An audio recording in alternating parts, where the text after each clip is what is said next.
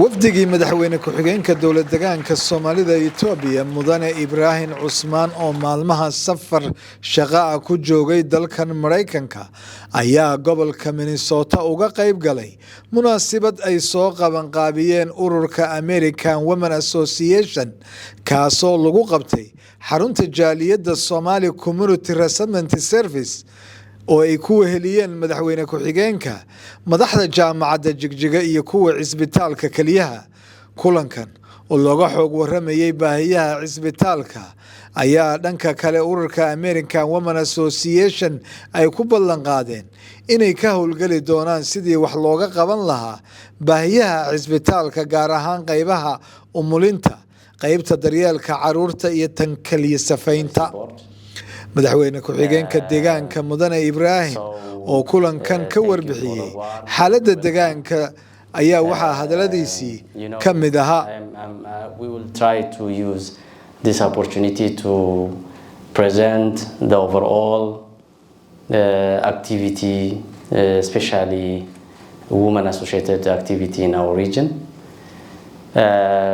Currently our region is the stable region from the country, and we are trying to make benefit our society, especially engaging in agricultural production, in industry, especially in manufacturing industry, and also in service sector. So with this, women, we know that the backbone of the development. But in low-income countries, especially in our country, waxaa isaguna jaamacadda Jigjiga iyo waxqabadkeeda ku dheeraaday Dr. Cabdifataax oo ka tirsan madaxda jaamacadda Jigjiga has three campus, the main campus, the referral hospital campus, and Gode campus.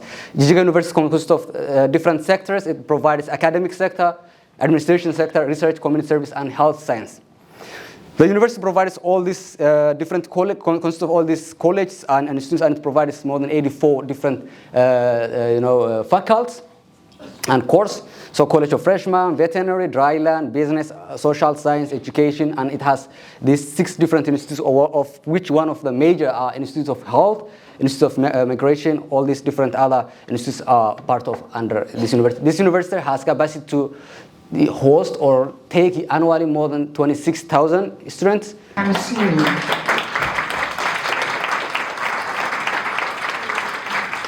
And there is a